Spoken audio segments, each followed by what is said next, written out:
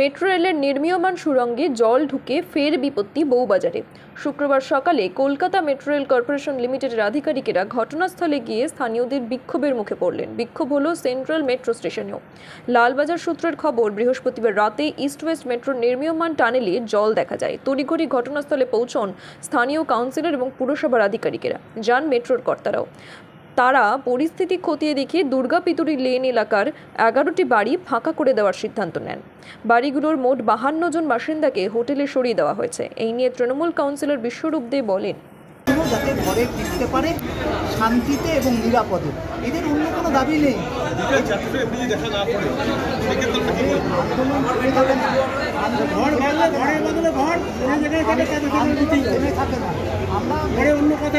আমরা চাই না মানুষের অসুবিধা হবে। আমরা যাই আন্দোলন করবো না কেন সেটা মানুষের অসুবিধা হবে। আমি যদি অবরোধ করি মানুষের অসুবিধা হবে, মেট্রো ঘেরাও করলে মানুষের অসুবিধা হবে। আমরা চাই না মানুষকে সাধারণ অসুবিধা ফেলতে। ফলে আমরা মেট্রোর কথাকে বিশ্বাস করি না।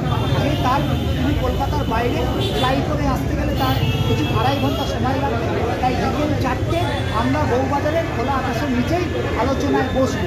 তারপরে যদি না হয় তারপরে আবার পরের আলোচনা আমরা পরে করবো। দাদা আরেকটা কথা,